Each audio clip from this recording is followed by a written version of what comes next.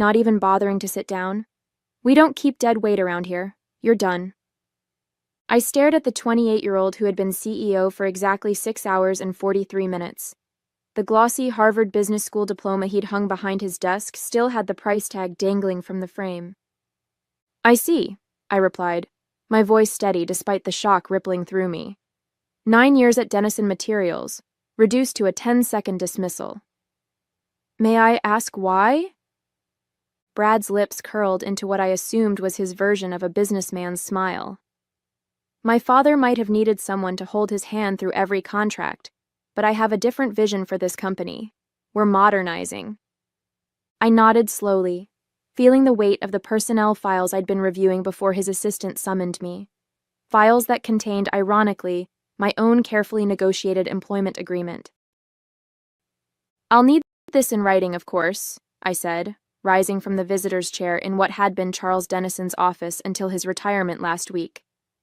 "HR will have something for you to sign on the way out," Brad said dismissively, already turning to his computer. "Security will escort you to clear your desk. Standard procedure." I gathered my notepad and pen, maintaining the calm demeanor that had served me well through countless negotiations. "Of course. Thank you for the opportunity to work here." Confusion flickered across Brad's face at my composure, but he quickly masked it with another practiced smile. "Best of luck, Rita." As the security guard watched me pack my personal items into a cardboard box, my phone buzzed with messages from colleagues who had witnessed my exit from the executive floor. I left them unanswered, focusing instead on the task at hand. In the drawer of my desk was a copy of my employment agreement, the one Charles had personally revised 3 years ago when Westlake Supplies had tried to poach me. "All set?" the guard asked awkwardly. He knew me, of course. Everyone at Denison knew me as the fixer, the one who solved impossible problems. "Almost," I said, sliding the agreement. "Just need to say goodbye to a few people." But I didn't. I walked straight to the elevator, past the shocked faces of my team, and out into the crisp Tulsa morning. In my car, I finally allowed myself a moment to breathe. I opened my bag and pulled out the agreement, flipping to the section I knew by heart. The clause Charles had insisted on, the one I had negotiated with precision. A smile spread across my face. Brad Denison had just made the most expensive mistake of his short career. My introduction to Denison Materials happened 9 years ago, when I was 26 and determined to prove myself. Fresh out of law school with a focus on contract law, I had applied to every major company in Tulsa that might need someone to review their agreements. Charles Denison had personally interviewed me, impressed by my attention to detail and willingness to question problematic clauses. "Most lawyers just rubber stamp whatever we put in front of them," he had said during our interview. "I need someone who will tell me when I'm about to step in it." I was hired the next day. Over the years, I became more than a contracts specialist. I was the one Charles called when a supplier threatened to pull out, when a major client was unhappy, when the company needed to navigate complex regulatory changes. I rewrote agreements that saved millions, spotted loopholes that would have cost the company dearly, and eventually earned a place at Charles's right hand. 3 years ago, Westlake Supplies, Denison's biggest competitor, tried to lure me away with a salary that made my eyes water. Charles countered with not just matching pay, but an employment agreement that reflected how much he valued my contributions. A golden parachute clause, a full year's severance, equity options, and most importantly, a trigger clause that paid out if I was ever terminated without cause. "Your family now, Rita," Charles had told me as we signed the agreement. "This company wouldn't be what it is without you." I believed him. And for 6 more years, I gave Denison Materials everything I had. Then Charles announced his retirement. We all knew Brad would take over. Nepotism was alive and well, even in a company that prided itself on meritocracy. What we didn't know was how quickly he would start making changes.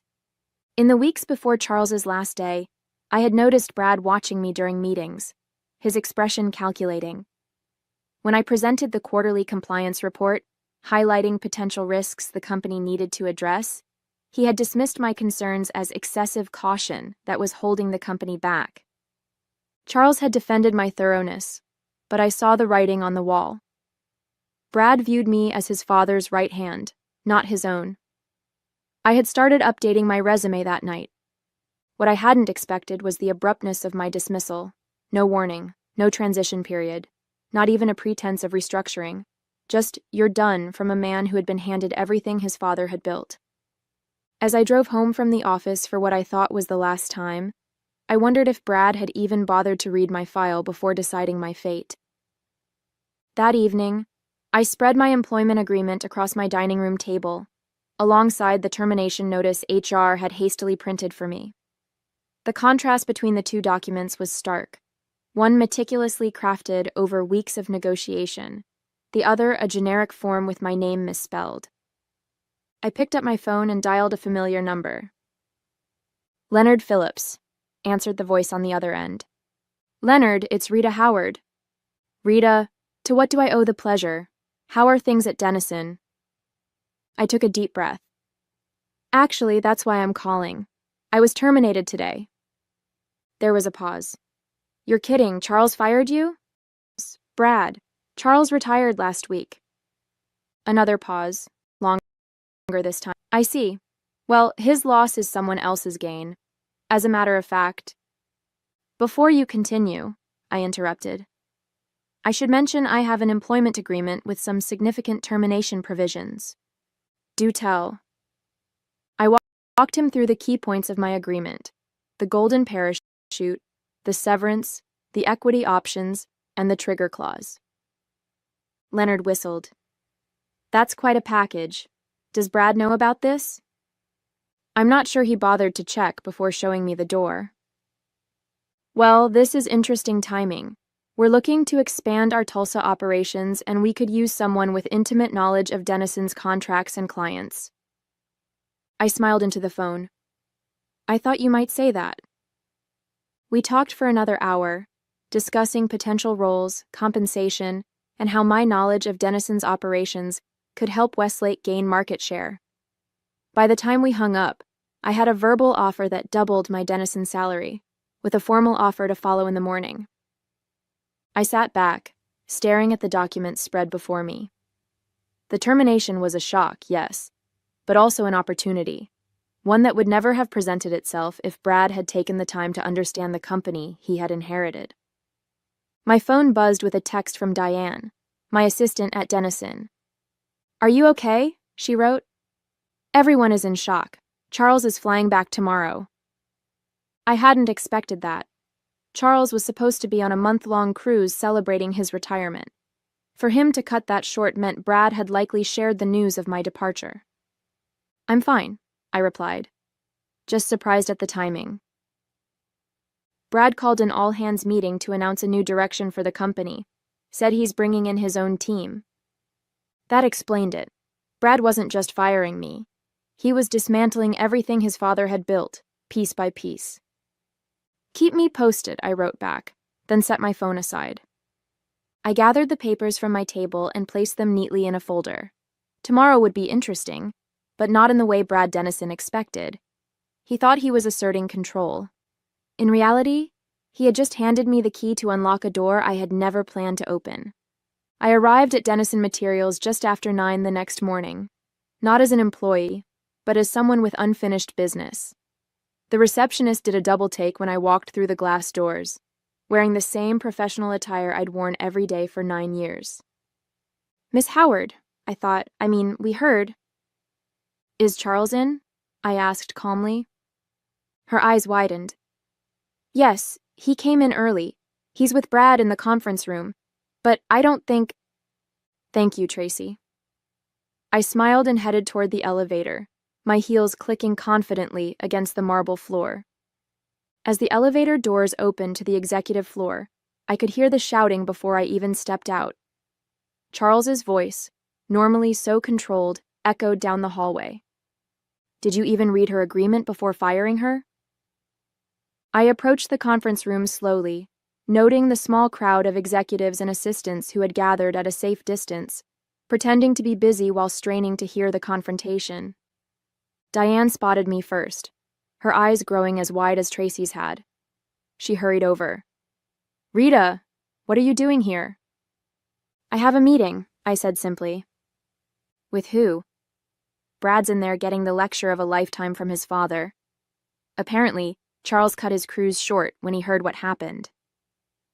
I nodded, unsurprised. Charles had always been hands-on, and despite his official retirement, he wasn't the type to sail into the sunset while his company changed course. The conference room door flew open and Brad stormed out, his face flushed with anger, which quickly drained to shock when he saw me standing there. "What are you doing here?" he demanded. Before I could answer, Charles appeared behind him. Unlike his son, Charles looked pleased to see me. "Rita, perfect timing. Please, join us."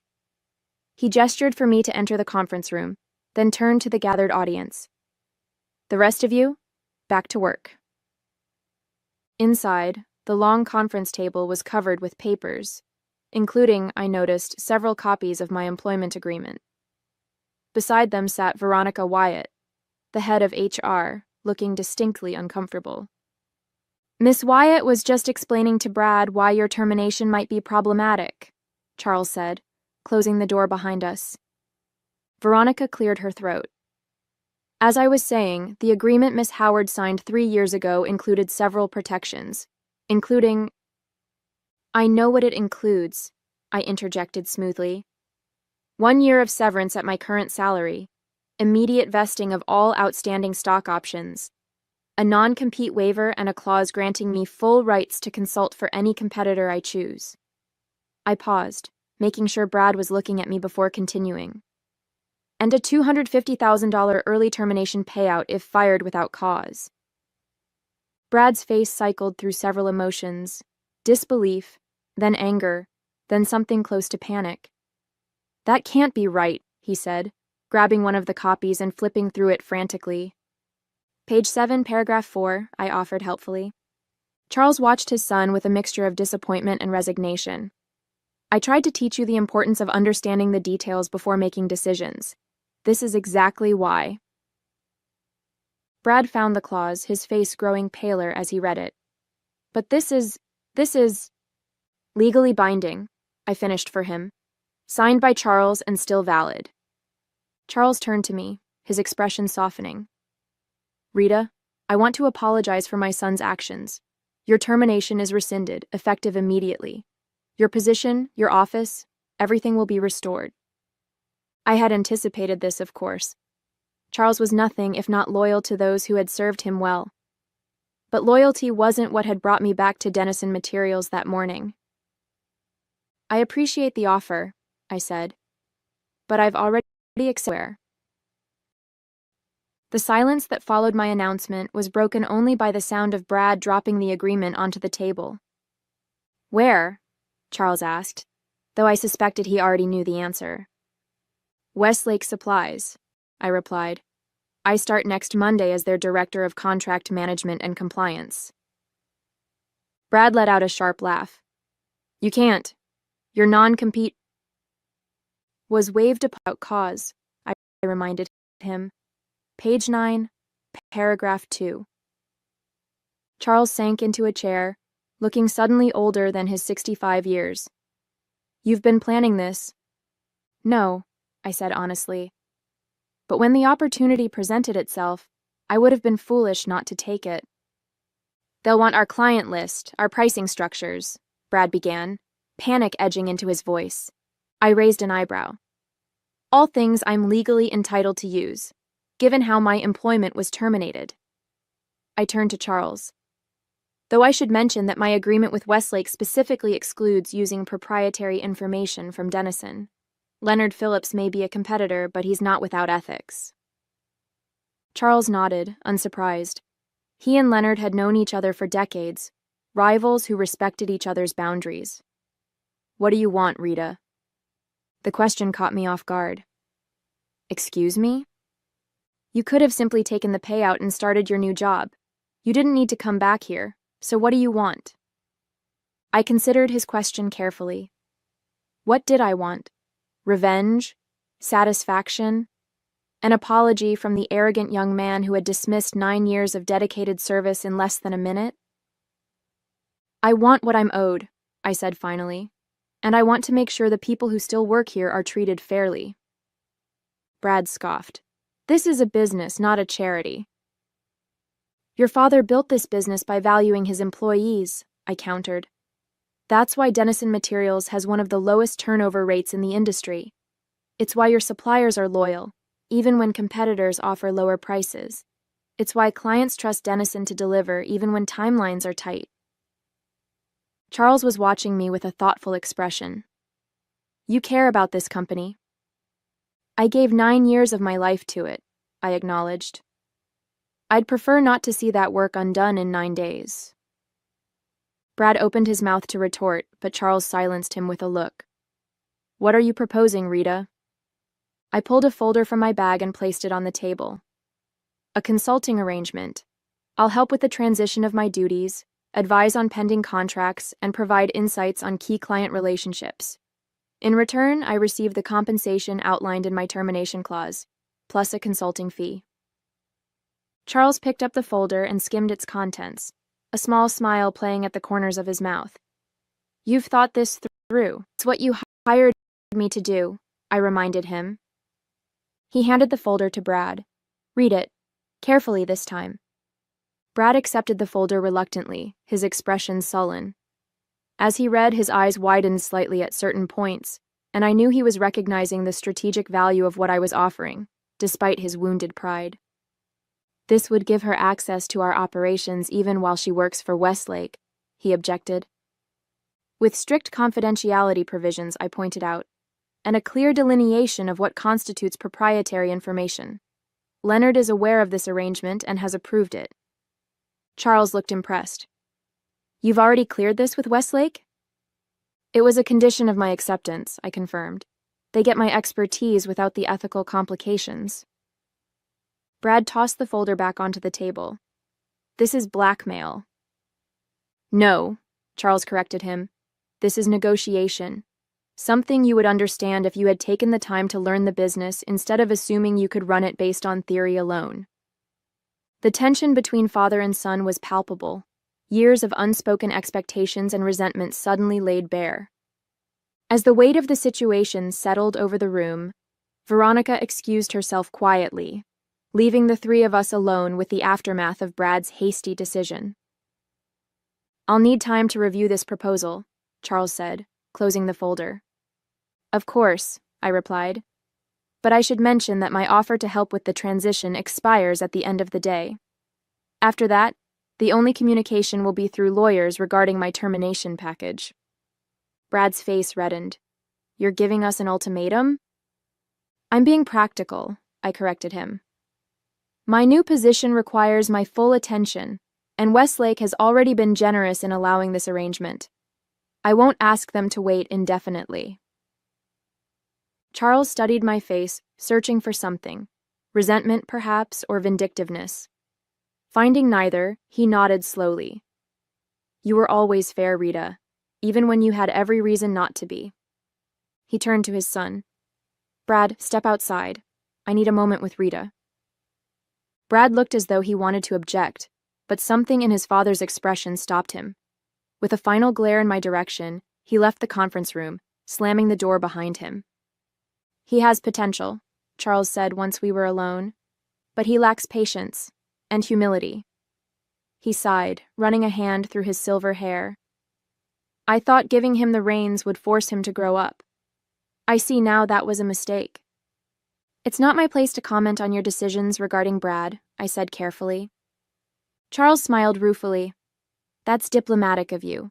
But we both know this isn't how I wanted things to end between Denison Materials and Rita Howard." I felt a twinge of nostalgia for the years I'd spent at the company, the challenges we'd overcome, the victories we'd celebrated. "Business is business," I said, echoing a phrase Charles himself had often used. "Indeed." He picked up my consulting proposal again. "I'll sign this, and I'll make sure Brad understands the terms and the consequences of violating them." "Thank you. But before you go," Charles continued, "I want to ask you something, off the record." I nodded, curious.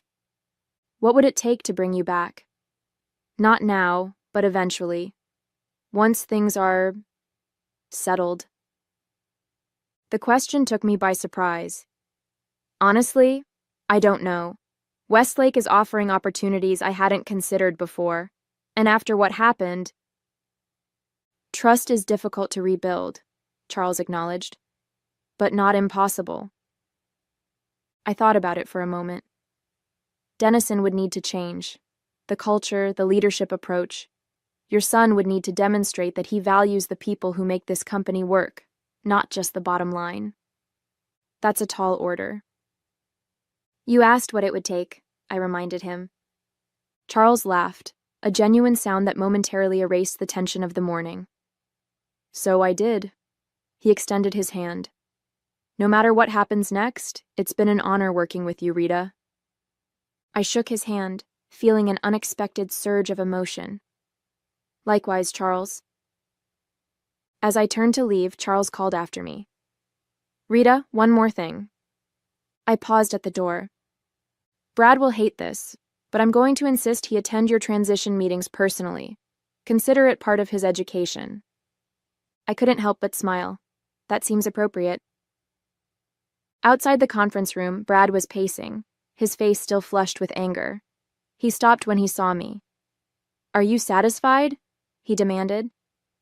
You've completely undermined my authority on my first day. I regarded him calmly. You did that yourself when you decided to fire someone without understanding the consequences. He stepped closer, lowering his voice. This isn't over. Actually, I replied, matching his tone, it is. Your father is signing my consulting agreement, and you'll be attending all transition meetings personally. Consider it a crash course in contract management. The shock on his face was almost worth the turmoil of the past 24 hours. The following Monday, I walked into Westlake Supply's gleaming headquarters as their new director of contract management and compliance. My office overlooked downtown Tulsa, a far cry from the windowless space I'd occupied at Dennison. Leonard Phillips himself showed me around, introducing me to the team and outlining my responsibilities. I've been trying to get you over here for years, he said as we settled into his office for a coffee. Though I have to admit, the circumstances are surprising. Life is full of unexpected turns, I replied diplomatically. Leonard chuckled. That's one way of putting it. The consulting arrangement with Dennison, that was clever. Gets us your expertise while avoiding messy legal battles. It was the right thing to do, I said. Charles built that company from nothing. I respect that, even if I disagree with how his son is running things. Speaking of which, Leonard leaned forward, his expression turning serious. The first transition meeting is tomorrow. Are you prepared for that? I nodded. I've compiled detailed handover notes for all my active projects. The goal is to ensure a smooth transition, not to create problems. And Brad? How do you think he'll handle it? I considered the question. Poorly at first, but Charles will keep him in line. Leonard seemed satisfied with my answer. Good. The last thing we need is unnecessary drama. As I settled into my new role over the next few days, news of my departure from Dennison and the circumstances surrounding it spread through Tulsa's business community. Former colleagues reached out, some to express shock, others to inquire about opportunities at Westlake. I maintained a professional stance, neither encouraging defections nor closing doors. The first transition meeting at Dennison was exactly as tense as I had anticipated. Brad sat sullen and silent while I walked his team through my handover notes, explaining the nuances of contracts they would now need to manage. Charles observed from the head of the table, interjecting occasionally to ask clarifying questions. When the meeting concluded, Charles pulled me aside. Thank you for doing this properly, he said quietly. It would have been easy to leave them floundering. That wouldn't help anyone, I replied, least of all the clients caught in the middle. Charles nodded, a glimmer of respect in his eyes. Always the professional. Over the next 2 months, I divided my time between establishing myself at Westlake and fulfilling my consulting obligations to Denison. The transition meetings became less tense as Brad gradually realized the value of what I was sharing. He began asking questions, sometimes even taking notes, a far cry from the dismissive attitude he'd displayed on his first day as CEO. During our final scheduled meeting, Brad approached me as I was gathering my materials. "I underestimated you," he said, his tone measured, "and I misjudged the situation." I looked up, surprised by what sounded like an apology. "We all make mistakes, especially when we're new to a role." Brad frowned slightly. "That's what my father says, but it's not an excuse." "No," I agreed, "it's not. But acknowledging the mistake is the first step toward not repeating it." He seemed to consider this. "The consulting agreement expires next week." "Yes." "Would you consider extending it? On a more limited basis, of course, just for the most complex contracts." I hadn't expected this request. "I'm not sure that would be appropriate given my position at Westlake." "I've already discussed it with Leonard Phillips," Brad admitted. "He's open to it, provided there are clear boundaries." This was news to me. I made a mental note to speak with Leonard as soon as I returned to my office. "Why me?" "There are other consultants with contract expertise." Brad's expression was reluctant but honest. "Because you know our business, and because I need to prove to my father that I can learn from my mistakes." I studied him, looking for signs of the arrogance that had characterized our previous interactions. Instead, I saw something new, a humility that hadn't been there before. "I'll think about it," I said finally. "That's all I can promise." Brad nodded, accepting this partial victory. "That's fair." As I left Denison Materials for what might be the last time, I reflected on how differently things had turned out from what I had initially expected. I had walked away with not just financial compensation, but with my professional reputation enhanced and, surprisingly, a measure of respect from the very person who had dismissed me. At Westlake, I was thriving. My intimate knowledge of Denison's operations had allowed me to identify opportunities for Westlake to strengthen client relationships and improve their contract structures. Leonard was pleased with my work, and I had already been given additional responsibilities beyond my initial role. The agreement that Brad had failed to read had changed the course of my career in ways I never could have anticipated. Sometimes I reflected, the most powerful revenge isn't about tearing someone down. It's about rising so high they have no choice but to look up at you.